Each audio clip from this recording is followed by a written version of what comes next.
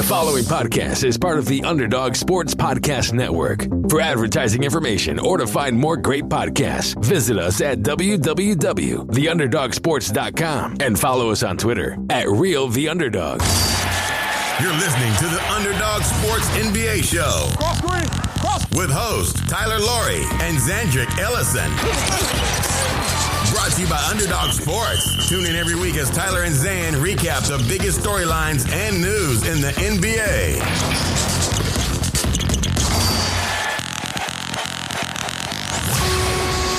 Welcome to the 56th episode of the Underdog Sports NBA Show. This is the highly anticipated Southeast Division preview. But before we get to that, I am joined, as always, by my co-host on the left coast. Probably watched 0 teams in the Southeast Division last year, Zandrick Ellison. How dare you? And how are you? I'm doing well. I actually am looking forward to this, oddly enough, because, while First Take might be talking about Boogie Cousins had a little incident, Dwight Howard signed with the Lakers. Those are like the splashy sort of news headlines. We're digging deep. Atlanta Hawks, Washington Wizards, Charlotte Hornets. Man, this is going to get wonky. So stick around. We're going to do it along the same lines as we did last week. I won't tell you the format every week, but we will do the BovadaSportsbook.com over/under, their record from last year, best case scenario, worst case scenario, some bold predictions, go over their lineups a little bit. But yeah, Zan, this division, just real bad. Only playoff team last year in the division was the Orlando Magic. They were the 7th seed.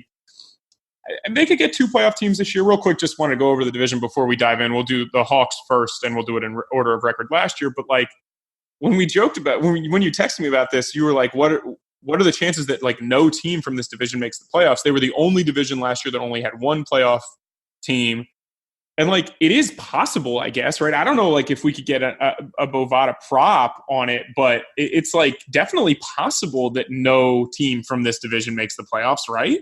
Yeah, so to review, in case, most people don't know divisions. I don't know the divisions. Orlando, Charlotte, Miami, Atlanta, Washington.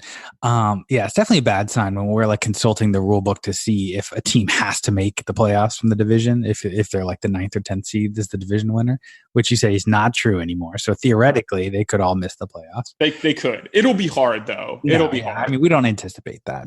It's the worst division in basketball. By a good margin. I think there's 2 playoff teams here. Well, we'll save it. Let's see. Let's get into it. So, all right. So we'll start with the Hawks.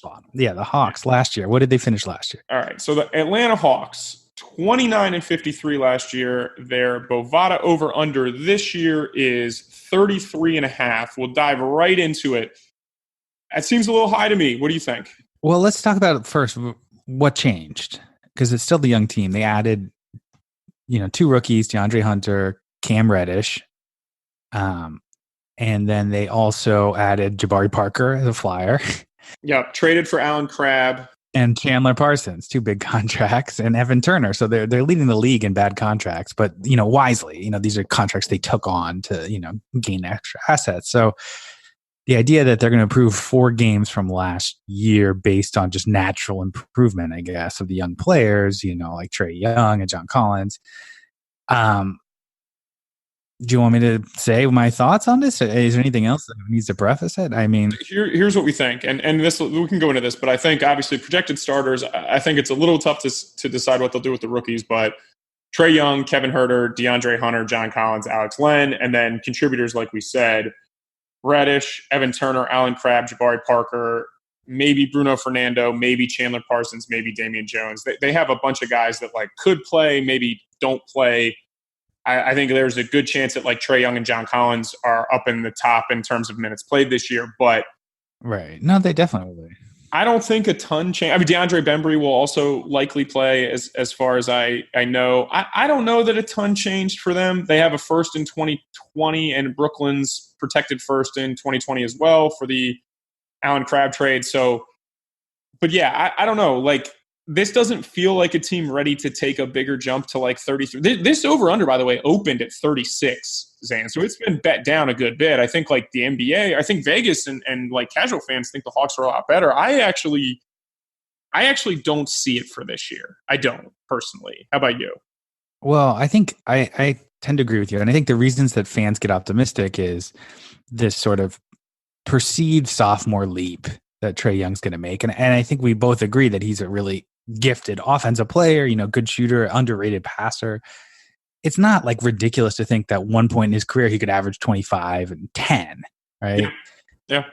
And John Collins is kind of good and underrated. And Cam Reddish, I'm really curious to see how he does because he was, so inefficient in college, underwhelming. And then his peers voted him like the best rookie. What was it? The most likely to be the best in the class or something? Have the best career of rookies. Yeah. So, I mean, it could be that he has this really untapped potential to be like a next Paul George type player. I mean, that's not ridiculous to think. There's like 10% chance of that. I agree with you. I think it's way too optimistic to think that it's going to happen next year for any of this. I mean, they still have a really far way to go, especially defensively. Like Trae Young graded, there was on ESPN Real Plus Minus 103 point guards in the league. His defensive rank, guess out of 103, what place do you think he finished? I mean, my assumption is that he was last. Would be my guess. He was dead last behind Jordan Clarkson and Colin Sexton. And rookies are always going to be bad defenders, but there's not that much room for improvement for him compared to most rookies. He's just like limited there.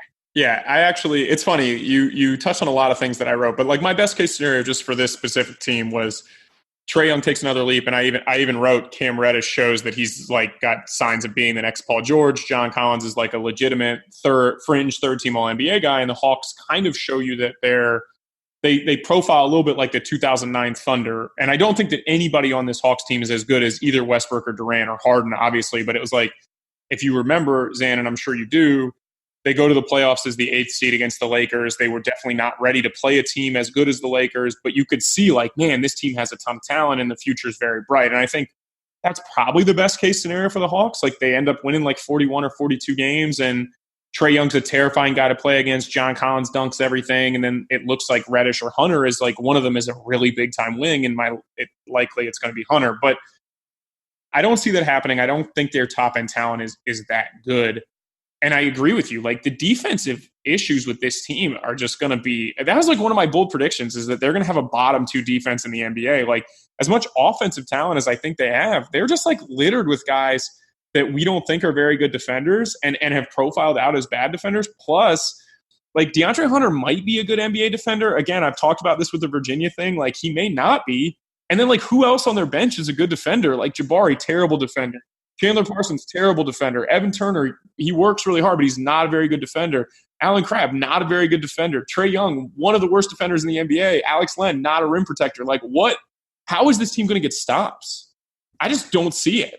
No, I'm a little more optimistic on Cam Reddish and DeAndre Hunter's defense, but as a rookie, you're going to be, if you're an average defender, that's a good thing. So you're right. I mean, it's going to be probably, they were 27th last year in defense. I don't see them being much better this year.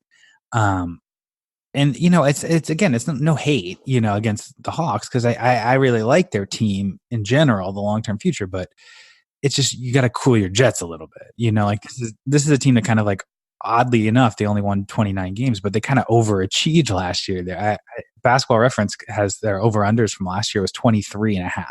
So they won 29, which is good. And so people get excited and think that the good times are going to continue. I think it's more likely that they repeat around 29, 30 wins again.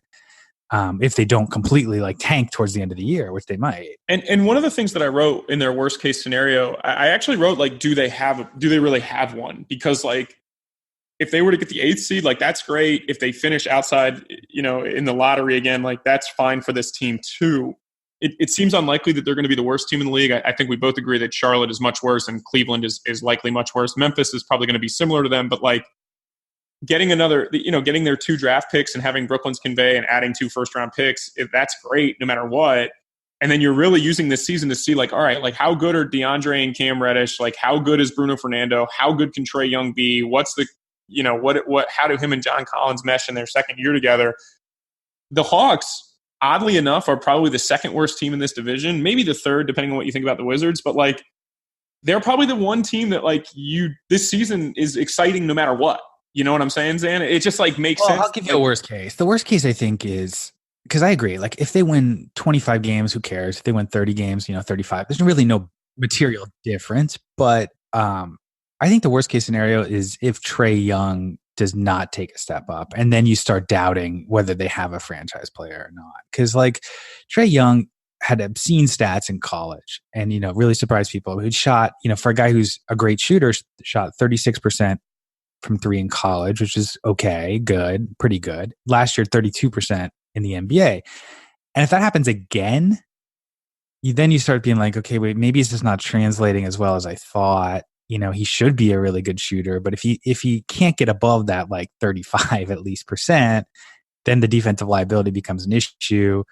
And then you start doubting whether he is the face of the franchise. I tend to think he will be. I mean, don't get me wrong. I really like him. But if he has sort of like an underwhelming year, then suddenly this young promising team looks like they're floundering. Yeah, I agree with that. And I also think it's a very odd dynamic because DeAndre Hunter was the 4th overall pick and Cam Reddish was like the 10th overall pick, but it seems like people are much higher on Cam Reddish. So like if Reddish disappoints this year, which look, I get it. The talent is there. Like I watched this guy in AAU. He played at a lot of events that like my company ran. And it's like, if the light switch doesn't turn on this year with Trae Young, is it ever going to turn on? And I don't want to say that about a 19-year-old, but like, it's just, there's a lot to love about Cam Reddish. And then there's a lot of tape on Cam Reddish where people are like, oh, he's bored. There's not a lot of people around. He's not being challenged, whatever. Like we're here now, Zan. So like, are we going to see a good version of Cam Reddish? Is he really going to be this guy who played with a bad fit in college, like who just didn't care in AAU, didn't care a lot in high school, but's uber talented? And that's the thing. I think Trae and Cam Reddish are the two guys. It's like, if you don't see what you want to see out of them this year, I could see having like a pretty sour taste in your mouth. But again, I do think this year is all about kind of trying to figure it out and tempering your expectations. And that's the big takeaway with all young players. It's like, it's easy to get excited about them during the draft. And after a pretty good, rookie year, rookies tend to be really bad, and they're going to be a very young team. They're going to be really bad defensively. 33 as the over-under doesn't like excite me. I'm not like super, because they could win 34, they could win 35. Yeah, I mean, it's not like something that I would like pound money on, but if I had to pick over-under, I would go under. All right, you got any bold predictions? I have one other one. I have the Hawks finish as a bottom 2 defense in the NBA this year. I don't think that's particularly bold. They were bottom 3 last year, but okay. Right, but no, I thought they finished. They were 27th. So in 28, 29. It's bottom 4 in my mind. All right. And then the other one I had is that Cam Reddish has the highest single game scoring of any rookie this year. I'm going to assume that like late in the season, we see him put it all together. He makes like 8 threes and ends up with like 41 or 42 points. And that's like the rookie high for points in a game. That's really bold. Mine's not as bold in hindsight, but I was going to say like, DeAndre Hunter, everyone's excited about, 4th pick, Cam Reddish only the 10th pick. I think Cam Reddish will pretty quickly establish himself as the better long-term prospect. And I think he was going to make first team all rookie, but I guess that's not that bold because everyone's so high on him all of a sudden. He's like the pendulum's turned. It is insane how high people are on Cam Reddish. The hype train on Cam Reddish. I was like defending Cam Reddish throughout the whole draft process. And then everyone's telling me how terrible he is. And then all of a sudden everyone talks about how he's going to be, 40-point scorer apparently over there. No, I don't think he's ever going to put it together, to be honest with you. And I could be wrong about that. Like I said, the talent is just unquestionable. And playing with Trae Young, I think is really good because Trae is a guy that like gets guys in the gym. Like he is a very good leader along with his playing style is going to get guys a lot of open shots. But I don't know, just the book on Cam, I think it's out there and he's a little bit older as well. Like I don't know, Zan. I'm not as optimistic, I think, as other people are. Definitely not the other rookies. I don't know how he's going to have the best career, but sure, respect your peers. I thought that was interesting because, again, like, best career, Cam Reddish gets voted. And I saw a couple interesting take. These are by his peers. Apparently, it was like 5 or 6 years in a row, the top pick in that category has been a Duke player. So maybe you're like, okay, maybe it's just like a Duke fraternity bias. But then you remember, hey, wait, Zion went to Duke. RJ Barrett went to Duke. That doesn't really explain it. So it might be college, high school reputation. I don't know. I mean, I'm very curious. It could go either way. He could just be a complete bust and out of the league, because he doesn't have the mentality for it. But I could also see him being a potential, near all-star.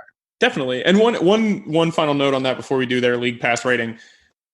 NBA players have traditionally been very bad at evaluating other NBA players. This goes back to like the Carmelo Anthony thing because you're used to seeing them when you watch them play. Like you watch them in an all-star setting, you watch them in like the McDonald's All-American game, like you see them in practice. And you're like, oh my God, they can do everything. Like the sheer talent and ability of like a super talented NBA player when it doesn't matter night in and night out, it's like breathtaking. And a guy like Cam Reddish, his game is like beautiful to watch. And guys have seen him kill dudes in pickup before, but it's it isn't pickup, and there's a lot more that goes into this. It's very hard to just skate by on your natural talent and ability once you get to the highest level, because like, you know, we joke about guys like Westbrook and Harden and Kobe and KD, and like those guys just work their asses off night in and night out. And I don't, you know, like I said, Cam, maybe the light turns on when he makes a lot of money. I like I said, I don't see it, but I do think it's like NBA players have just been so bad traditionally at like evaluating other NBA players. So I don't know.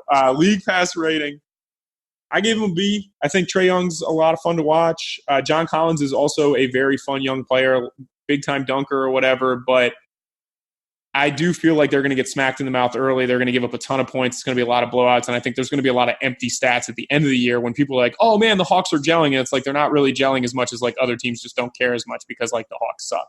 But I do think they have some fun young players, and I do want to see how their young guys play. I'm very curious, especially to see how it all gels. And you know, their defense might be bad, but that's not a bad watch. You know what I mean? Like just watching a bunch of offensive bats. So I'll give them a B+, considering the fact that we're talking about a 30-win team that might be pretty fun to watch. Absolutely. All right, next team, my Washington Wizards, 32-50 last year. Their Bovada over-under this year is 27.5. Let's go over their starters, projected starters real quick. Well, talk about the changes. I like hearing the changes because not everyone, you know, follows this closely. Yeah, I'm gonna go over it. All right, so like John Wall's out. Otto Porter's been gone for half a year now. Kelly Oubre's gone. Dwight Howard, all 9 games of him is now with the Lakers. So this is probably what they're looking at. Ish Smith will start. I think Ish Smith will start. They brought in Isaiah Thomas, but all right. So projected starters: Ish Smith, Brad Beal, CJ Miles to start the year at the 3. Although I think that'll end up being Troy Brown by the time the season is winding down. Mo Wagner, I think, will start at the 4, and then Thomas Bryant, who they re-signed, will be the 5. And then your contributors, like I said, they brought in Isaiah Thomas, Troy Brown, first-round pick last year. Davis Bertans, they picked up from San Antonio. Admiral Schofield, they drafted from Tennessee. And then Jan Mahimi is still there. And Jordan McRae from Tennessee, they also like and has been part of their G League team for a little while. So, and Roto World says Rui Hachimura is going to start for them. So I don't know if that's going to happen, but yeah, Rui, obviously this year's first-round pick, who has looked very good in FIBA play, just had a 30 against Germany for Japan and made their team and has looked good. So maybe they will start Rui. I mean, that'd be fine, I think, to start him. I mean, the goal for them is like this team's bad. Like they're not good. They obviously have Brad Beal and like they're going to trot out Isaiah Thomas, but like they really need to play Troy Brown and Rui and like Davis Bertans and Mo Wagner like as much as possible to see like, all right, what do we have with these young guys? Because the veterans they have, CJ Miles is a kind of a plug and play everywhere, but like you don't need to pay Ish Smith. Like you don't need to play Isaiah Thomas. Like those guys are useless to you. They're not going to be on the team. Ay, what a team. This is your team. I have to tread lightly because you're like a huge Wizards fan and a huge John Wall defender. Well, I mean, I think that's what I said. Like the best case scenario, I guess, is like they would say, you know, as stupid as their ownership is, like I guess their best case scenario is like Beal drags them to the playoffs. I mean, I can't even see that. It's honestly just not possible. The team's not good enough around him. But like, and then he signs an extension and Wall comes back like fully healthy. And Rui and Troy Brown look like potential NBA starters. And then in a year, like you feel like, okay, now we actually are able to compete in the East. But like, it just doesn't seem like that's really possible. Yeah, it's scary. Like the veterans they have, Ish Smith was probably like, I would have been curious to see him get a starting job like 3 years ago. He's over 30 now. CJ Miles is over 30. Davis Bertans, like those guys are like best case scenario. They could be rotational players on a good team. And I would say, but my fear is like, I always feel the same way about their young guys. Like I feel like Troy Brown, Rui Hachimura, Thomas Bryant, like best case scenario, like maybe they develop into like a 5th starter. I mean, like there's not like high level prospects. I would say that I agree with you on Troy Brown. Like if he's Otto Porter, then, you know, they feel pretty good about that. It's funny because like they had Otto Porter and they got rid of him and they didn't get anything for him except a couple 2nd-round picks. So, but it's a new regime, you know. Tommy Shepard's out there making some cagey deals. Davis Bertans he's a good NBA player. Like CJ Miles, same deal. Like those guys are fine. And maybe in a year, if Wall is healthy and you still have Beal, you bring those guys back and like you can win 45 or 50 games. I mean, it doesn't seem likely. I mean, this team could like make the playoffs if they had like prime Shaq or something. Like they're pretty far away. I mean, like honestly, like I think talent wise, like And it's just a matter, like they could maybe cobble. What's the over under again? I'm sorry. 27.5. Okay, so it's quite low. They're going to win 30 games. They're going to win. I like this over just because Brooks is really good with young guys. Like that's the bottom line. And the expectations are low. And Beal is very good. And he's going to play 1 million minutes. And like, it's just, they're going to win 30 games because the bottom of the East is terrible. And again, they'll finish as like the 11 seed or the 10 seed and it'll be the same dumb stuff. But like in reality, they should be protecting Beal a little bit. And then they should be like, okay, we're going to hang a ton of minutes on like Jordan McRae, Thomas Bryant, Admiral Schofield, Rui, Mo Wagner, Troy Brown, Jamario Jones. Like you need to see if these guys are any good. I mean, that's just the bottom line. You need to get these guys real experience so that if Wall comes back and he is, let's just say he's 85% of the guy that was a third team All-NBA player, that's still a really good player. I think the over-under for that is lower, obviously, but then you have Wall and Beal and a couple guys who played a lot of minutes, and maybe you've got like a plucky team in the East. But again, I don't see that. I mean, I again, like if Ish Smith and CJ Miles were in their prime, I could see it maybe. Maybe like 10 years ago or whatever, the Mavs won the title. He didn't even really play on that team. Yeah, I mean, he had like an okay playoffs. Yeah, Miami's prime was like 2013. But anyway, it's just like I think the one thing they did well was the locker room's a good deal improved. Like I don't know how Isaiah Thomas will fit, but like they have good veterans who have been around. Like, well, they've got good vets who have been around winning teams who are hard workers too. That's the other thing. Like we can say whatever we want about Isaiah Thomas, but like the guy plays hard and he works hard. So I think that they did a good job in that. They've sold off some stuff to get second-round picks. Like they got guys out of there that were not necessarily a good fit. So I think it's a rebuild for them. And I think like that's why I put for the worst-case scenario is like Brad Beal just decides like I'm done with this and just pulls an Anthony Davis in the middle of the year. But, yeah. I mean, he doesn't seem the type, but it's possible. I mean, like the thing I'm curious about with the Wizards is like not, how they're going to finish. Like it'll be between like 20 and 35 wins. But like just like the will, because like as you mentioned, Tommy Shepard had been there like assistant GM for like 10 years or something like that. He's been a long time like floated as like he's supposed to be good apparently at that job, but then they interviewed a few people to try to replace him, as the interim, and then they couldn't land them, so they ended up promoting him. I guess is he officially the GM now? Yeah, he's their GM, and they redid their front office, right? So they brought in like Sashi Brown, they brought in John Thompson III, like they beefed up their scouting department, like. It seems like before one of the issues was that like Ernie Grunfeld had a ton of autonomy and Ted Leonsis trusted him. And it seems like now they've realized like, okay, so now Tommy's going to run this. It's going to go through him and he's going to go through me. But like we're going to have a lot of different voices and a lot of different people there to kind of funnel information and figure out what's important. Now the issue is like, do you have too many cooks in the kitchen? Yeah. And as a Georgetown alum, John Thompson III, I mean like, he was behind the times in college. So, I mean, like in terms of his offense. Yeah, he's not really there for – it sounds like him and Sashi Brown are more like big picture and like player relations and like – But they're both like political animals. I'd be a little scared of that mix. And then Coach Scott Brooks, like he survived last year, with the bad record, bad defense. They were 28th in defense. He's in, as far as my numbers, third year of a 5-year contract. So maybe he feels safe. But if he doesn't, then he's not going to like go along with like. No, this is the fourth year of his deal. Oh, fourth year. Okay, so I think he's gonna. I think if you're looking for reasons to bet the over, maybe that's one of them. The fact that he's not going to win 15 games because he's not going to be there next year. So he's going to want to win 35 games if he can. He's not getting fired. I'll tell you that right now, and I'll tell you why. Because he's proven to be one of the best head coaches in terms of developing young players. But when the Wizards are going to be good again, whenever that is, Scott Brooks is not going to be their coach. He's just really good at player development. Like, he's great. I think that's why, like, if you thought Rui had a lot of upside, it makes sense to draft him. I fully believe that, like, Rui and Troy Brown are both going to have good years. And I think that's because of Scott Brooks. But I see. I'm more pessimistic. I think you're right. He's entering the fourth year of his 5-year deal. So it's sort of like the make or break time, because usually you don't come back as like an expiring contract. So he'll either get extended, like a little mini extension, or probably get fired. I think Tommy Shepard, who's been there for a while, maybe he wants the continuity, but I think he's also looking to like put his own mark on this team. And new GMs tend to want to hire their own coach. I think he's just waiting. It's just a waiting game for him to do that. Right. They're not going to be, I mean, he's got $14 million left on his deal. Like, this is not the way things work in DC. Well, this is my bold prediction for the Wizards. Like, I think he is going to try to shake it up, because the team around Beal, it's going to be a nightmare to waste a guy who's probably a top 15 player on a team that's going to win 30 games or so. It's just in the modern NBA, like with player empowerment, it's like this just doesn't happen anymore. You mentioned Anthony Davis. It's just like a mini version of that. And I do not think they should. I think the best case scenario for the Wizards is to kind of ride out this year and keep Beal in the house. I mean, it makes much more sense than blowing him up and trading him, but I think they're going to do it. I think they're going to make that mistake and trade him for, bad package and then be terrible. Yeah, it's not going to happen. I'm just going to tell you, unless he requests a trade, they're not doing it. I've told you this before. Like they feel very strongly about his.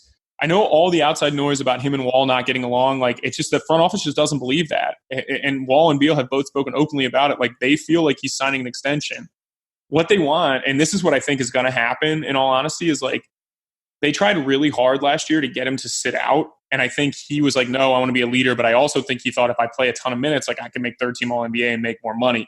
The Wizards are praying to God again for the second year in a row that Beal does not make third team All NBA, because then they will be able to afford to sign him to an extension if he doesn't have a supermax provision. And I think they feel like he'll sign the extension. But I just don't see it. Like they're not trading away this guy with Wall's future in flux. Like they're just not going to do it. It doesn't make sense. Let me preface, like it doesn't make sense. I hang on to Bradley Beal with until pry him out of my cold dead hand. I mean, he's 25. He averaged 25, 5, and 5. I mean, he's like a version of Ray Allen. I think he's a really great player, young player who's just going to be better than ever this year. I just don't trust the Wizards right now. Like I think they're going to trade him for some stupid package, and somehow and then try to trade John Wall, and then you're going to be looking at like Andrew Wiggins next year. The issue with this prediction is that like Ted Leonsis is just not going to allow it. This is not how this guy operates. Like you have to remember, like for years, you wouldn't know this just because obviously like I grew up with DC sports, but like for years, everyone in hockey was like, hey, you got to trade Ovechkin. Like Ovechkin's not the way to win a cup. Like you can't win with him. Like he's got to be more like Sidney Crosby or whatever. And like for years, Ted Leonsis just dug his heels in and was like, this is our guy. Like he means a lot to the team. Like we're going to win with him. Like he's a stubborn, rich old man. And so even if Tommy Shepard, I guarantee you this is the case. Tommy Shepard could come up and be like, hey, I can trade Brad Beal for Zion and Blake Griffin in the same deal. And Ted Leonsis would say no because he loves Brad Beal. Like that's why the Wizards are the way they are, because like they're going to let Beal walk for nothing probably, Zan, rather than trade him. I wrote like in the middle of a terrible year, Beal pulls an Anthony Davis and the Wizards turn him into like too late first. Yeah, I think I honestly, maybe it won't be this year because maybe he'll have another year of frustration and then it'll happen the following year. But I look at the Wizards right now as like they're wandering through the desert and they're like looking exhausted and like vultures are like picking at them, and they picked away Otto Porter and now they're going to pick out Bradley Beal. It's like they're looking at like people are circling them like a carcass. Like that's how I look at this. It's very bad. And again, like I said, if it wasn't for Leonsis, if somebody else owned the team, I think they would be like, hey, Tommy, see what you can get for Brad Beal and let's start this rebuild now before the 2022 double draft. But I like Leonsis is not going to do that. My other bold predictions, I think Troy Brown and Rui are going to have good years each. I think they're going to combine to score, 20 plus points per game as a unit, and I think it'll end up being like Troy Brown averages like 12 or 13 a game and Rui is like between 7 and 10. But I think both those guys are going to I think that's low for him. But I mean, for Rui, he didn't shoot a lot in college from 3. And I just don't see how that's going to immediately be better in the NBA. I think he'll be fine. I think you're going to see a lot of empty numbers for this team. Like Rui's going to have like a decent on paper year. Isaiah Thomas might have a couple like 30-point games that, he shoots 10 for 30 or something. I don't see it translating to winning. No, they're going to be bad. I have Thomas Bryant as a top, and the other one I have is Thomas Bryant finishes top 5 in the NBA in rebounds per game. You just want to work for the Wizards. Let's be honest. You just have Wizards blood running through your veins. No, I mean they somebody has to contribute. That's the point. So it's like I said, I gave their league pass rating is they're like a D-, like if not an F. Like Brad Beal himself is able to elevate them to a D because like he's very good, but like it's just going to be Beal playing a million minutes that he shouldn't have to play, and Scott Brooks looking like very sad and befuddled on the sidelines. Although he does that in seasons where his teams are good as well, but like this team stinks. Like they have just brutal like secondary pieces, and they have legitimately like 2 guys to be excited about. Although if you do want like a fun guy to watch, like Jordan McRae, all he can do is score, and he's been in their D-League team for a while. I don't know if you remember him from Tennessee, played with like Josh Richardson and those guys. Like, there's a chance if they just let Jordan McRae shoot the ball that he might score like 45 in an NBA game. And like everybody be like, oh my God, if the Wizards found somebody good, and then they'll give him like $100 million and he's just a terrible player, because like that's what the Wizards do. But so you're officially endorsing the over.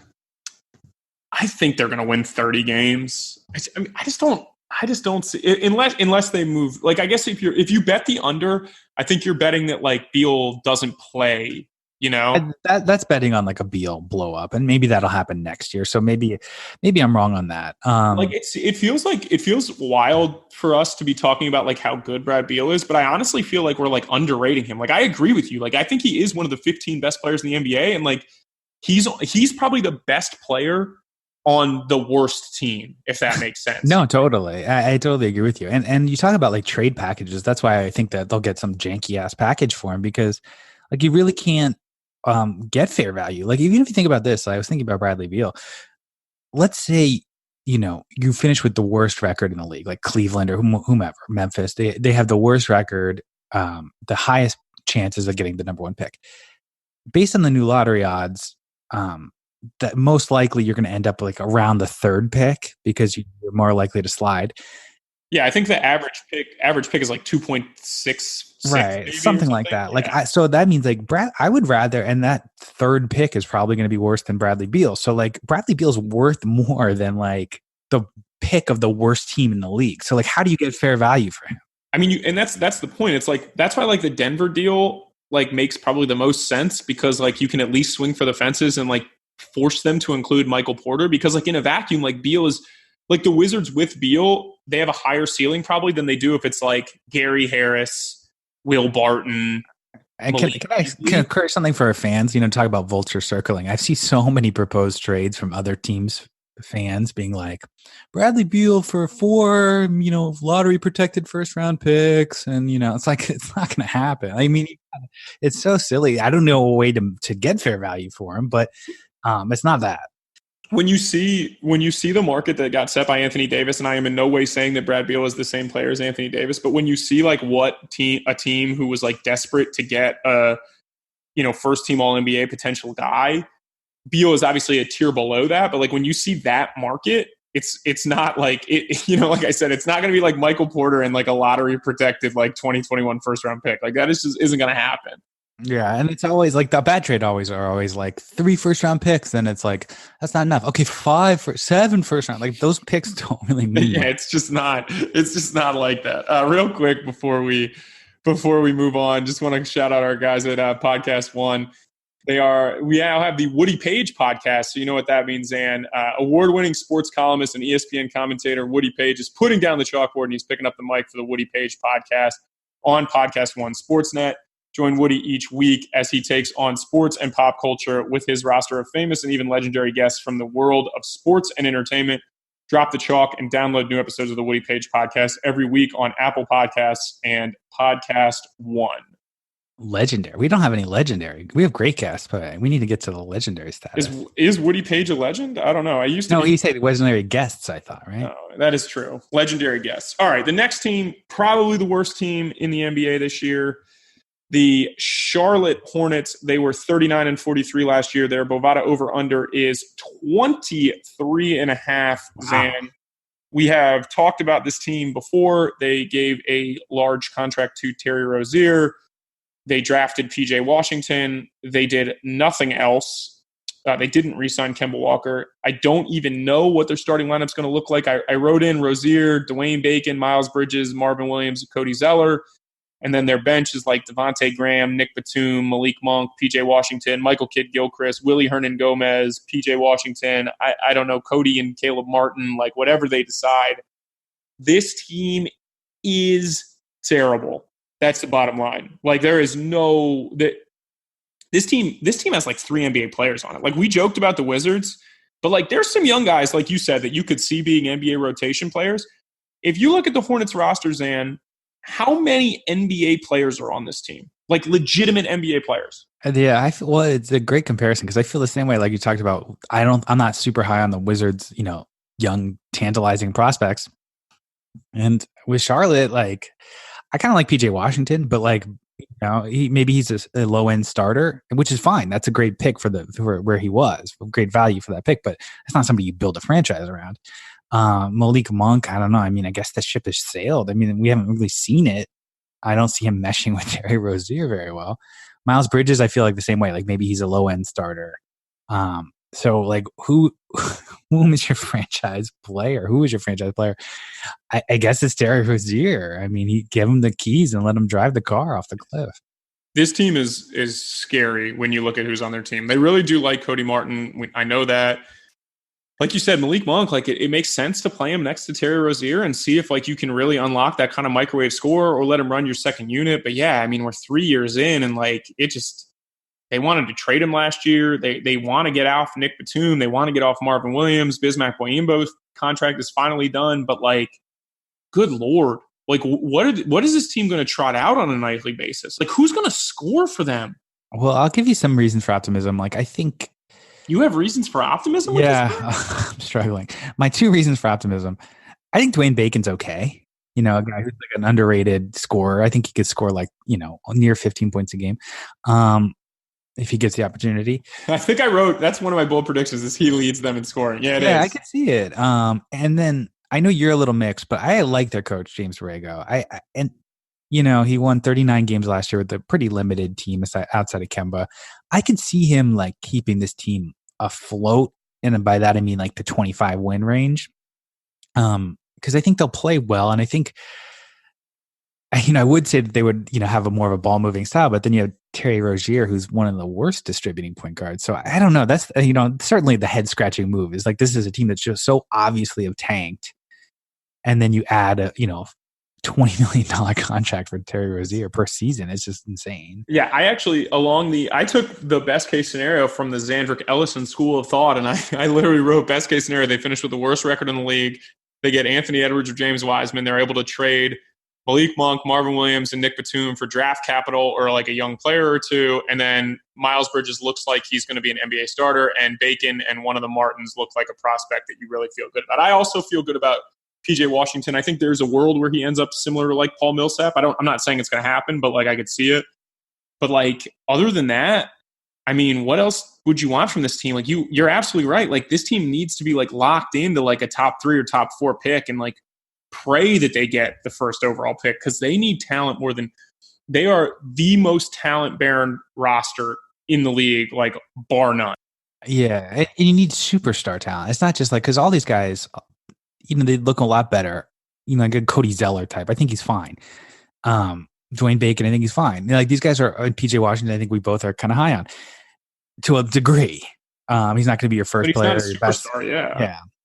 It's like, and as we mentioned with the lottery odds, if you're the worst team, you're probably still not going to get the number 1 or 2 pick. So like, where does that superstar come from? It's so like desperate times here.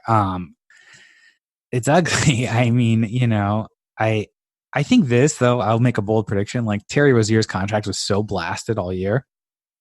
I think he's going to put up decent like raw stats. By that, I mean like 18 points and 7 assists a game or something like that. And then people are going to start defending him.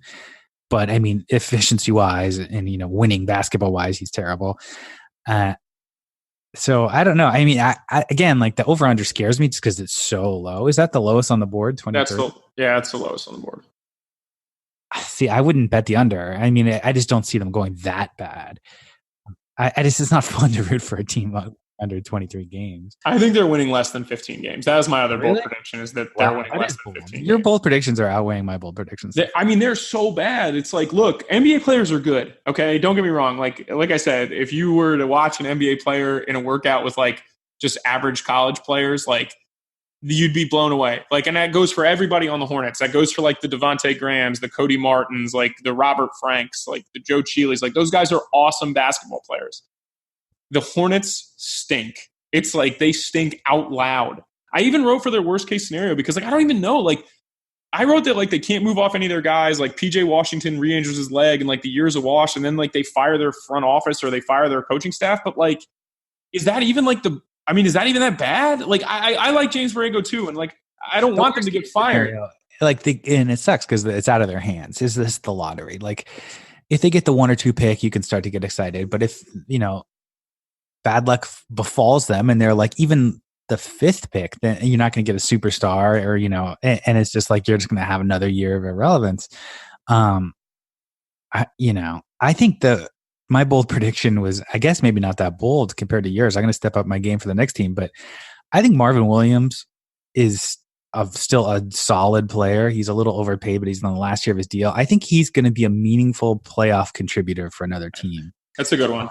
That's good. And I don't know which team it's going to be, maybe like a Houston or something like that, but I think he's going to be in the rotation of a playoff team this year. He's the only guy on this team that's going to be tasting the playoffs. Yeah, and I actually think that's really smart of you to say, because and the Hornets should ask for a good bit. Like, he's an expiring contract. He can make threes. He can play the 4.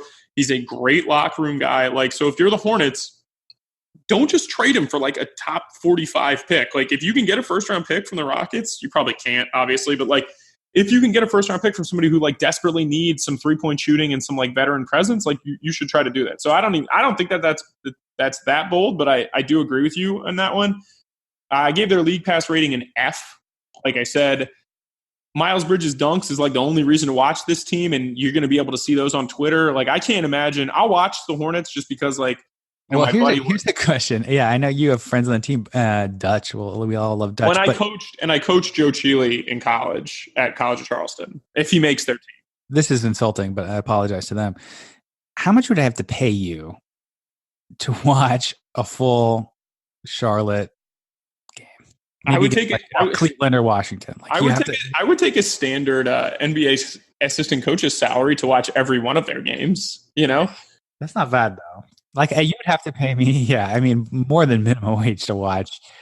Like, maybe one game you could watch out of mild curiosity, but if you had to pay me to watch 20 of their games, we're going to get up there. It's really funny. We talk about ownership a lot, and we talk about front offices a lot, but like the Hornets, like just they're constantly picking between like 8 and 14, right? They're just constantly picking between 8 and 14. And here's what I think. For every like Klay Thompson that gets drafted, and there aren't many, we've talked about this before. Like, one of the big mistakes that the Hornets made was like they just never seemed to swing for the fences, right? They just never did. Like, they always take older guys. They take veteran college guys. It's like they did it again this year with PJ Washington, and he might be good, but it also might be Cody Zeller all over again, where he's like, the guy's fine. But like, even Kemba's not a superstar. He may have his best season for the Hornets for the Celtics, and he was really good last year for the Hornets, but like, even Kemba's not winning you enough games. Like, you have to take a swing every now and again. And for the Hornets, like, that should be their focus for the next 3 to 4 years. Like, find somebody that you can really take a swing on. Because like, if you can't inject your team with superstar talent through the draft, you never have a chance to be good. And now you're looking at this scenario where, like I said, the Hornets have like 5 legitimate rotation players in the NBA. And that is absolutely hilarious to think about. Well, like Original Sin, that from the good book. And I think like this Charlotte's, not Original Sin, but like the damning sin was they had a chance. They were the number 2 pick. Chance to draft a superstar. That's as high as they've been, I think, in franchise history. And you have our favorite player, Bradley Beal, sitting on the board. And you take Michael Kidd-Gilchrist, who was the presumptive number 2 pick and the most popular number 2 pick. Somebody I didn't really buy. That's one of my few good takes, was thinking Bradley Beal should have been the number 2 pick. But that would have maybe changed their fate, because if you would have had Kemba and Bradley Beal, that's something to build around. Yeah, and I think you're right. It's tough. It's that one's hard to swallow. And again, this year's draft, at the time, obviously at this time last year, everyone thought RJ Barrett was the number 1 pick or whatever. So maybe I love Anthony Edwards. Like, I love that guy. I think he is a potential superstar. So like, I think that's going to be the guy that people really want at number 1 overall. He's going to Georgia. But again, there's some really good players in this draft. So the guy that I see, and we won't spend too much time on this, but the guy that I see most common is James Wiseman, big center from Memphis. Like, do you think he's a legitimate top 3 pick, or is he just? I think he's not going to end up as such. I just don't. I think the situation in Memphis is going to be weird. I think he's protected. Like, I think he'll be a top 5 pick no matter what. I think there's going to be a lot of people who look at James Wiseman and they're like, yeah, he's very, very good, but like, can you really do this with the 5-man? Like, is he Karl Towns or Joel Embiid? And I don't see that from James Wiseman like today. I think he's going to be very good though, and like I think he'll be a top 5 pick. But for me, and you know this, Zan, like I want the big time wing. Like that's the guy that I want. Like I want and I lump James Harden like into that category. I lump, I lump Steph Curry. They're generational guards and scorers, but like I want a guy that can do a lot on the offensive and defensive end, and it's just hard for bigs to do that. Yeah, and that just shows you, like, to tie it in, like how hard it is to blow it up and rebuild. Like, because as we mentioned, even if you're the worst team, you're not necessarily getting that 1 or 2 pick or 3 pick. And even if you do get the number 2 or 3 pick, not necessarily a sure thing. Like, everyone last year would have been super excited to have RJ Barrett, and now there's a lot of question marks about him as a potential star. So it's tough. It's become a lot harder, I think, with the new rules to just blow it up for 5 years and then think that's a surefire way to win too. No, you're absolutely right about that. Next team, probably, in my opinion, the most exciting team in this division, but Miami Heat. Last year, 39-43. Their Bovada over-under is 43.5, which seems like right on the money to me. Bunch of changes for them. They bring in Jimmy Butler. They ship out Hassan Whiteside. They bring in reverse Ant-Man. Draft Tyler Hero, who people like. Deion Waiters is healthy. Supposedly Goran Dragic is healthy. Interesting team for sure. I think this is projected starters for me, and this may not be right, but I got Dragic, Jimmy Butler, Justice Winslow. I think James Johnson, if he's healthy, just based on how Eric Spoelstra plays, and then I think they'll finally get Bam into the starting lineup. And then contributors, Deion, Tyler Hero, Derek Jones, reverse Ant-Man, Duncan Robinson, Kelly Olynyk. And I actually like this team. I like this team a lot. I like this team with Spoelstra. Zan, what do you think? Yeah, people don't remember. Reverse Ant-Man is Myers Leonard, my Pete's coffee buddy. I agree with you. Jimmy Butler kind of gotten a lot of flack lately, and I think deservedly so for his behavior. Super upgrade. Adds a high level talent to a team that had a pretty decent roster last year. I think they didn't make the playoffs, but everyone kind of thought they would have. So they were kind of like a fringe playoff team last year. Their over-under last year was 43, actually. Addition by subtraction with Wade retiring, as much as the city loves Wade. What about Whiteside? Because I think Whiteside's kind of become a little underrated. They traded him. He was a competent center, although he was a knucklehead. So is Bam ready to take the mantle and be not even an average starting center? That would be a good step, I think. Yeah, I wrote that their best case. This is the thing. I think we underestimated the roster a little bit. We talked a lot about would they trade for Chris Paul, blah blah blah blah, and then I looked at their roster and I was like, they're pretty good. To me, what we saw from Jimmy Butler at the end of last year was, a guy who was ready to say, look, guys, I'm a top 12 player in this league. Talk about Paul George all you want, but I want to be up there with the best two-way wings. His playing style probably limits that, but I wrote their best case scenario as this, and I said Jimmy Butler's an MVP candidate. Winslow shows the second half improvement of last season wasn't a fluke and takes another step forward, and then Bam becomes a top 10 5-man in the NBA. Tyler Hero shows that Summer League was a real deal. The Heat are amazing defensively, and they can make the conference finals and win 50 games. And I don't. That's all very optimistic to me. Right. And that's why I put it as their best case scenario. If everything goes right, I think they're closer to that team that I just mentioned than I think they are a miss the playoffs team. I like this team, and I think when you see what Bam gives you defensively as a screen and dive kind of guy, you maybe lose a little bit of rim protection with Whiteside, but they're much more versatile now with a guy like Bam and then Kelly Olynyk and Myers Leonard. They can do a lot more and keep the floor space for Jimmy Butler and Deion Waiters and Dragic to mid-range you to death or be able to get to the rim. And I think that's important. And then they have enough shooting if Justice Winslow is an actual good shooter, which I think the jury's still out, but he got a lot better. And then you have Duncan Robinson, you got Tyler Hero. I think this team has gotten a good bit better, and I think they have a really good GM and a really good head coach to get them to that 46-48 win range, in my opinion. I still think they're going to lose in the first round of the playoffs, but I think it's a good team.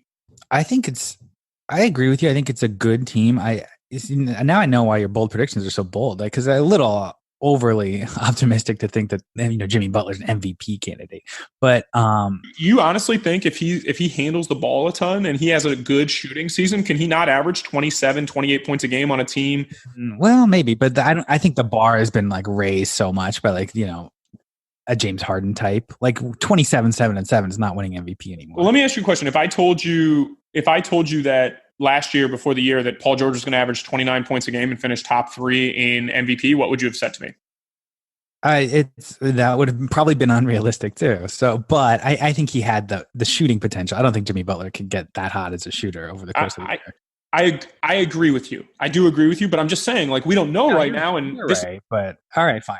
The one instance that happened, and he didn't win MVP, by the way. He wasn't close to winning MVP. I said MVP candidate. I don't think Jimmy Butler's going to win MVP, and I'm not telling anyone to bet any dollars on Bovada on that. Like last year, James Harden and Giannis were so far above. Like, being a candidate is like calling, like Kristen Gillibrand a candidate for president. Like, they're running, they're on the ballot, but like they're not winning. That's fair. That's fair. But I agree with you on this sense. Like, people criticize Jimmy Butler's decision to go to Miami as opposed to Philly or the Lakers or whoever could have a better chance of winning the title.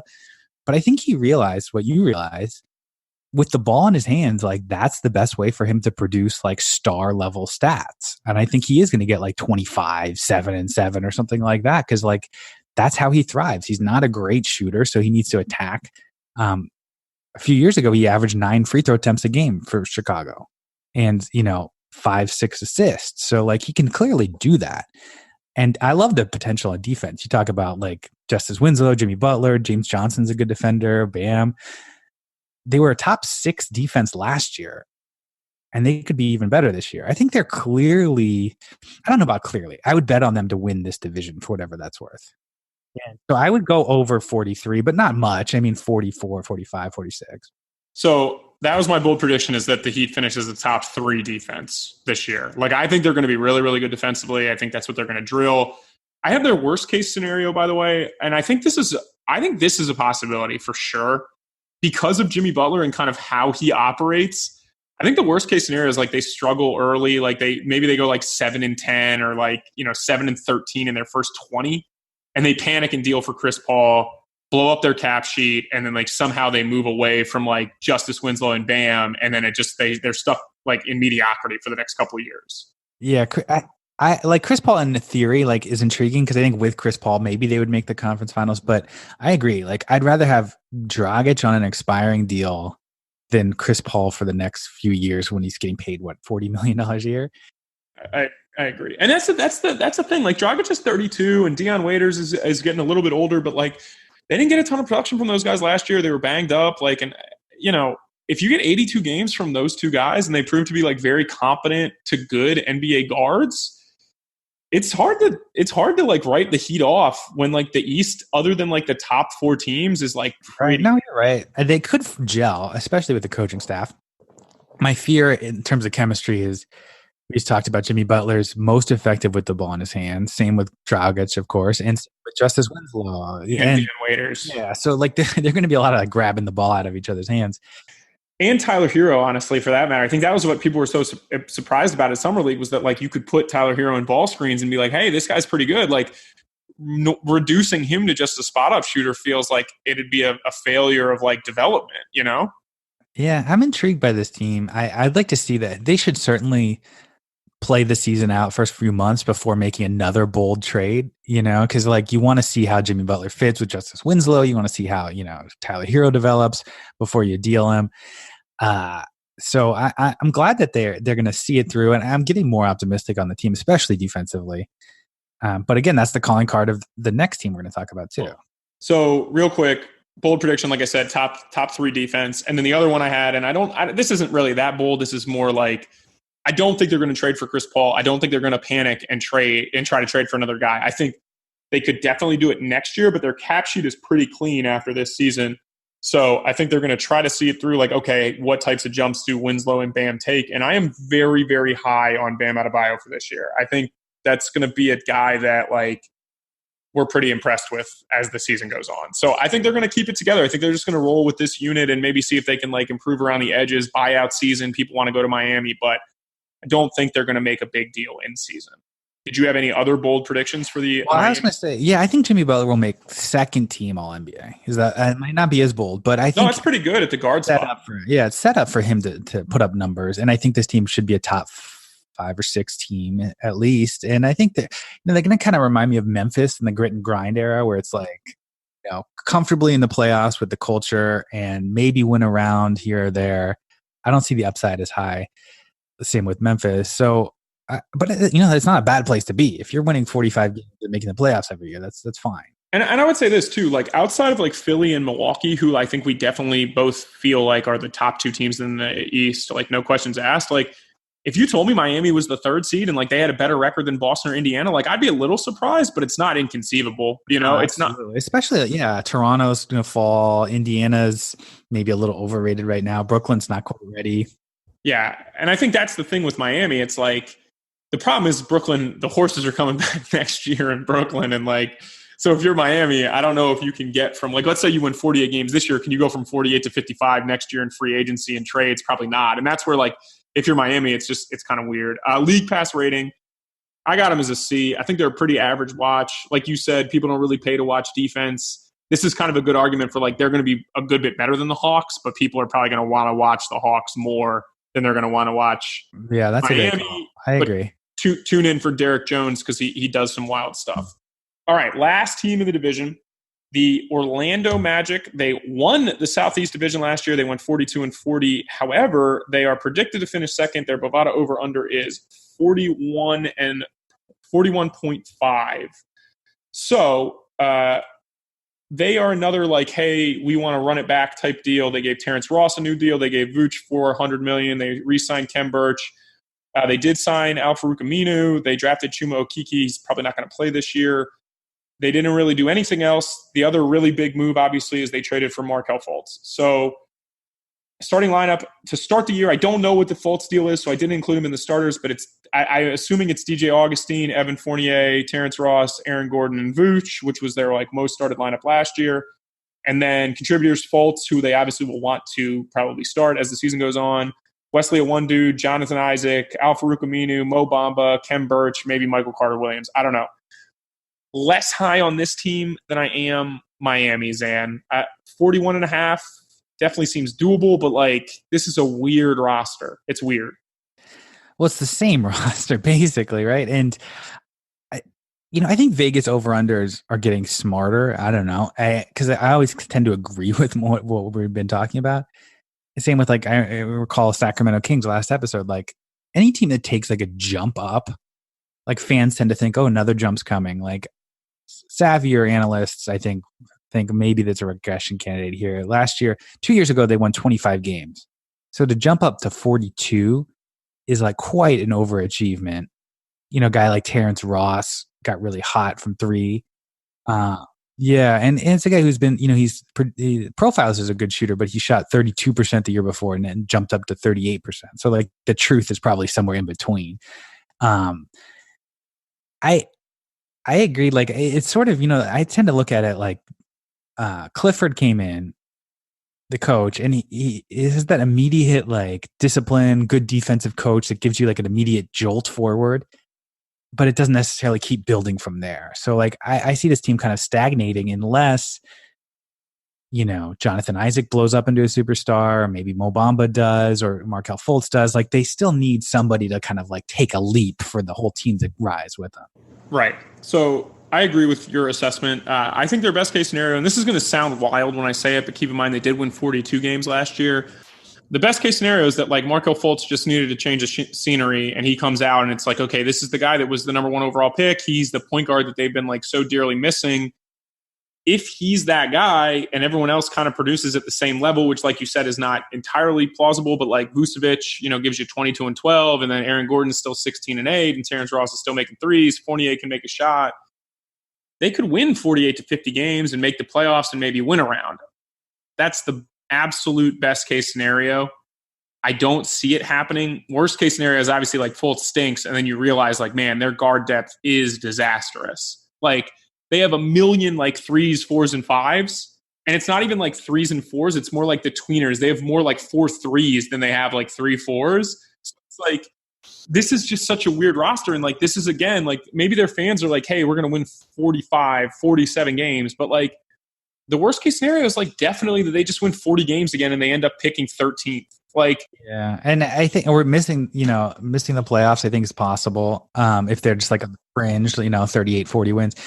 I think if you're a Magic fan, the player that they seem most excited about, Vucevic is probably the best player right now. And Aaron Gordon is like kind of lived up to, expectations, I think, in his contract. He's good. If he was on another team, we might be like, man, Aaron Gordon's really good, but he's like on the Magic and like they just started boring. But like the guy that they seem most excited about, their fans, is Jonathan Isaac. Defensively and theoretically, like the tools are there offensively. It hasn't, like, the production has never quite been there offense. Like, do you see him as a potential star player or not?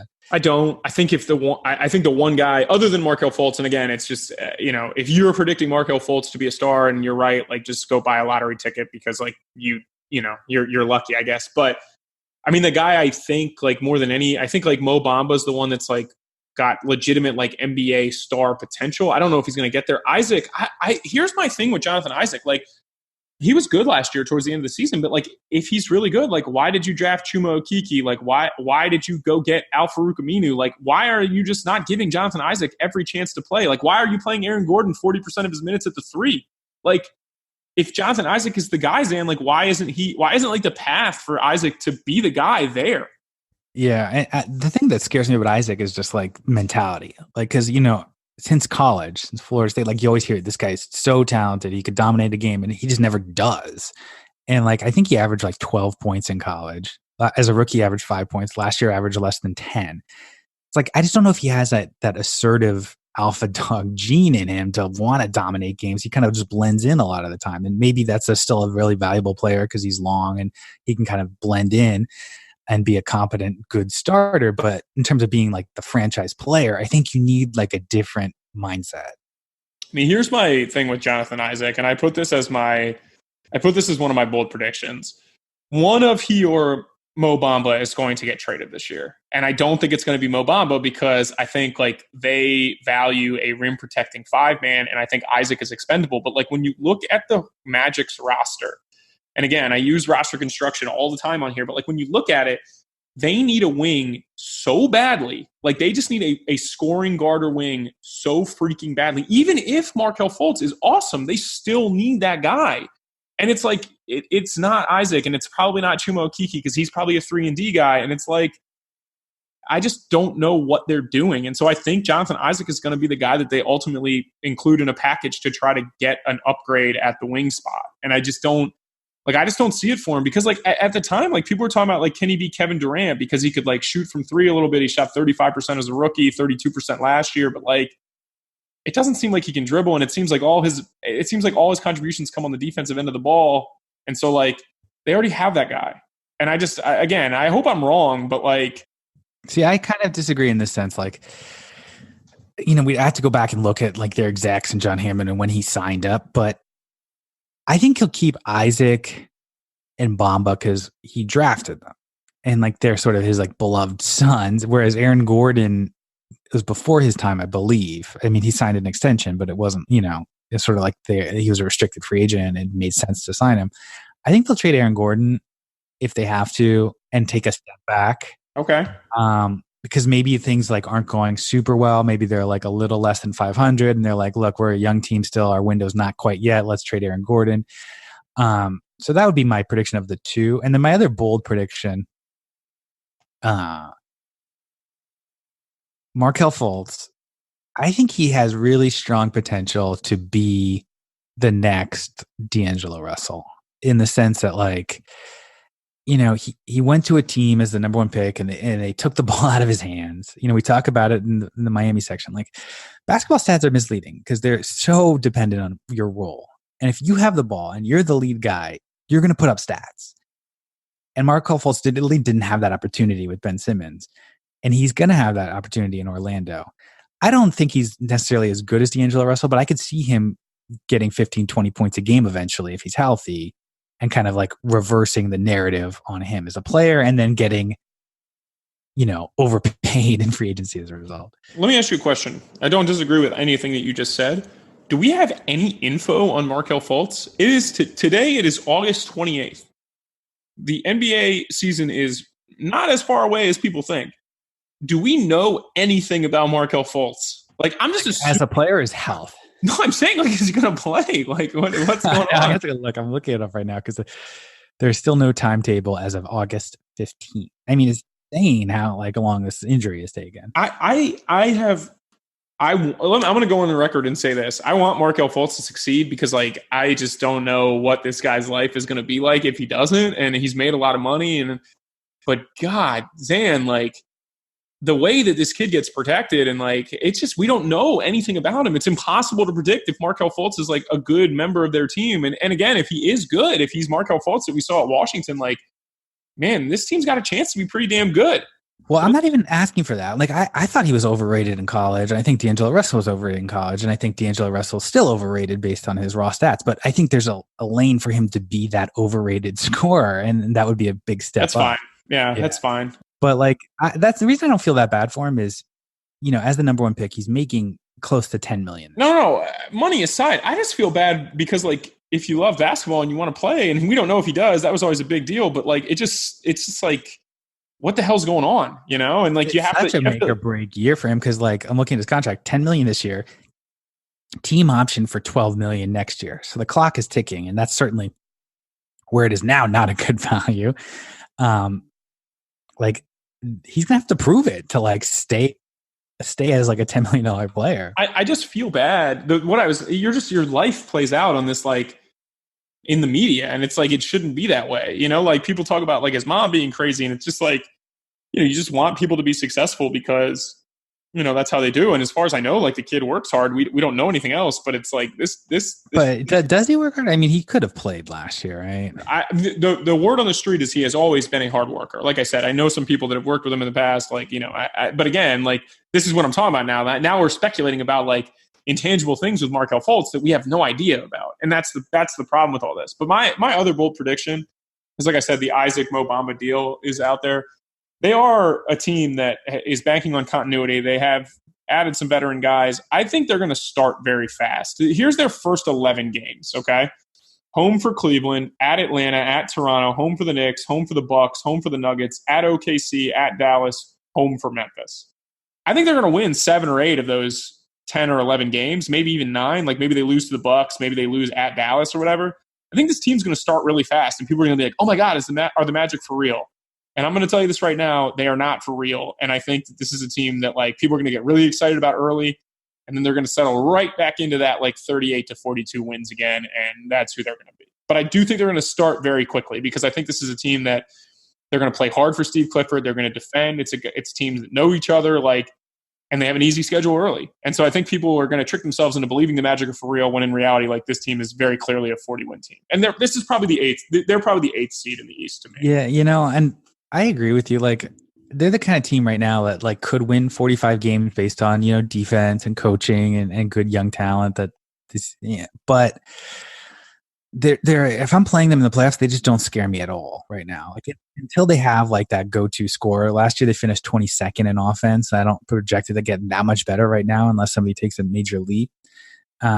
So yeah, they're oddly a team that like they do need Markelle Fultz to be a superstar or somebody like that, or Jonathan Isaac or something. Because right now, I would project them. You know, the East is just so weak that it's hard to project them to miss the playoffs. But I think they're going to be fighting for the playoffs. I think they're going to win about 40, 42 games again. Yeah, I mean, I think the thing is that, like, I think they're better than Detroit, and that's the other team I think that's going to be there for the 8th spot. Like, both the Wizards, the Hornets, like Cleveland, like, those teams are just really bad. Brooklyn's probably going to be slightly better. Atlanta's going to be worse. If we both agree Miami's going to leapfrog them, and that puts them, and if Brooklyn stays in the playoffs, that puts them fighting with Detroit for the 8th seed. And I think Detroit's slightly better right now. Oh, you think Detroit's? I think they're better than Detroit. That's what I personally think they're better than Detroit. But again, I think Detroit's better. But and so I think they're probably, I mean, they're certainly borderline playoff team. Definitely. And the good thing for their sake is, like, there's not that many other teams like that. It's like 2 teams fighting the 8th spot, and maybe like Chicago gets hot or something like that. But there's like 5 bad teams in the East, so you're already ahead of the curve.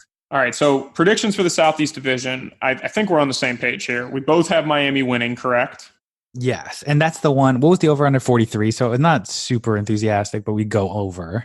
Right, 43. I do think that's at 43.5. I think that's an over. Orlando, I do think is going to finish second, and theirs is 41.5. I'm going to begrudgingly go over on that. So I think they're going to win like 43 games. Yeah, I mean, I would go slightly under just to keep my, like, you know, the theme going, but it's not something I would bet. No. I've got the Wizards finishing third. Like I said, their over is 27.5. I think they're going to win like 30 or 31 games. Ugh, I can't even pick these other 3. I mean, I think it'll go Atlanta, Charlotte. I don't know. I think the Wizards are going to blow it up eventually. So I'm going to have them last, but not super. You're going to have the Wizards behind Charlotte? Are you joking? Well, if they trade Bradley Beal. That's fair. I don't feel that. You do feel they're going to do that. I do not think they're going to do that. The more we talk through it, I mean, it certainly makes a lot more sense to trade him next year. So, but to stick with the prediction, I'll say that. But if he plays all year, they'd be the third team in the division. Okay. I've got Atlanta as 4. I'm going under 33.5, though. I think that's way too high. Yeah, that's the one they probably feel the strongest about. And then Charlotte is last. You kind of feel like 23.5 is a good number. I think if the number was 17, I'd go under. Really? Because, I was looking at the standings. The worst teams last year won 17, 19, 19, and 22. So, like, that's sort of the range you want to get a top pick. Man, I think they're worse than I think they're way worse than the Knicks. Like, the Knicks had the worst record in the NBA last year, right? I think they're worse than the Knicks. No, they're definitely worse than the Knicks. Cleveland, if they trade Kevin Love, is probably worse. That's the only team in the East I'd say is worse. The biggest difference, though, is like, there are things to be excited about. Like, if you're a Cleveland fan, like, they're not going to win, but you could be like, hey, man, I can't wait to see Darius Garland. Like, maybe Kevin Porter's good. Like, we like Colin Sexton.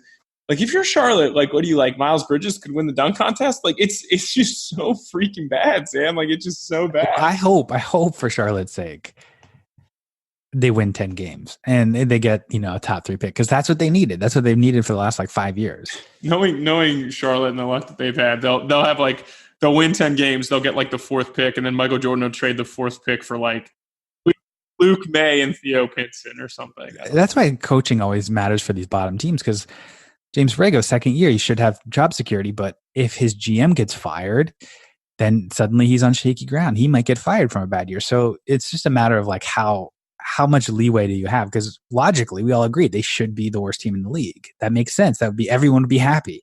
If they fire James Borrego, and again, obviously, I have some dog in the fight here because I would very much like them not to get fired. But if Charlotte fires James Borrego, every coach in the league should be like, you need to give me a 10-year guaranteed contract. Because why is he getting fired? He didn't bring in any of these guys either. What has James Borrego done other than just sit there and be watch a roster totally get gutted and then be yep, roll the balls out and figure out a way to win games? What the hell?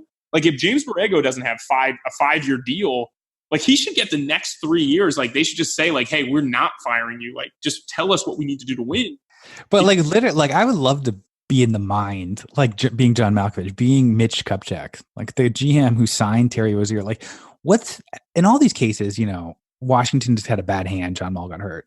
Orlando's trying to create this team of supersized, long wings. I get it. I get what they're trying to do, and maybe Markelle Fultz fits in that. Charlotte's the one team I literally have no idea what they're thinking.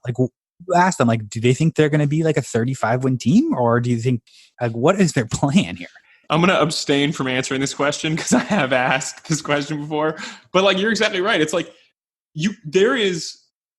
there is nothing. I'm just going to go ahead and say it. I find a lot of little excitement and joy on a lot of things in NBA teams that I think you laugh at me when I text you about them. When I'm oh man, see, J. Michael Green gave 11 good minutes last night.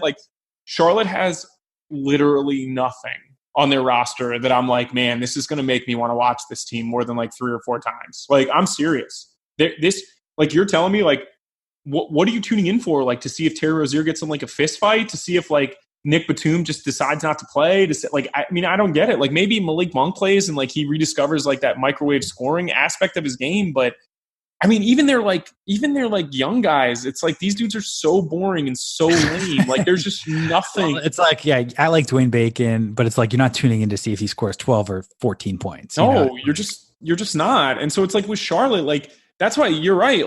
Mitch Kupchak, on your board, let's say you have a whiteboard, right? And you have the timeline on the whiteboard of okay, this year, get the first pick. What year on that timeline do you see improvement enough to be okay, now people want to watch us? What the hell's going to happen? The Terry Rozier, hate to beat up on it.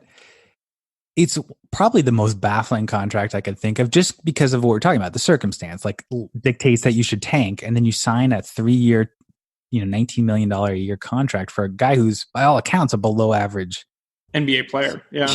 It's just I'm stunning. It was they only did it because Boston was hey, we'll do you a favor as you just ship, Kemba Walker to us, and you lowballed him. And they probably did the right thing with Kemba. like their cap sheet was so crappy. Like they probably did the right thing. And it's like, but just the rest of their moves over the last like 5 to 7 years have been so bad that it's I just want, can we, whoever Terry Rozier's agent, can we sign with that guy? I mean, what a masterful job. Again, like I said, they only got Terry Rozier because Boston was like, yeah, we don't want this guy. Like, here, you take him and give him some outrageous money. I don't know. Anyway, all right. That's it for us this week. No Aaron Turner, email us. If your agent, Aaron Turner, Terry Rozier's agent, please email the show, ZandrikEllison@gmail.com. Subscribe. What else do you say at the end of these shows? Subscribe. Rate. We are. I am at CYS Tyler on Twitter. He is at Zan_Ellison. And yeah, subscribe on iTunes. Leave us a rating. Leave us a review. 5 stars would be great. Maybe you're a Terry Rozier fan, so you're going to leave us 1 star. That kind of checks out. But next week back in the West, and there's more exciting divisions over there. This is obviously going to be the worst division in the NBA. I would love to see what number we could get on Bovada to, for this team to have this division to have 0 playoff teams in it. But I don't know, Zan. This week, like I said, I love doing these previews. I think it's really fun. I think revisiting what teams have done is an excellent thing to do. But like, man, oh man, the Southeast Division, if you root for one of those teams, it's probably going to be a long year. But I like Miami. So yeah, we're very pro Miami. No Andrew Luck takes from us. This is an NBA show. We give some other takes, but I've given enough. Like I've paid way too much attention to what people think about Andrew Luck. But Zan, good luck in your fantasy draft tonight. I'm excited to talk about your fantasy football team next week because you know how that goes. Everybody loves fantasy football. Yeah, we might turn into that kind of show next week. We'll tell you whether I drafted Christian McCaffrey, Alvin Kamara. Okay. All right, we got to go. It's always a pleasure. We'll be back next week. Thanks as always for listening. Thanks for listening to the Underdog Sports NBA Show with your hosts, Tyler Laurie and Zandrick Ellison. Tune in next week for more NBA storylines and news.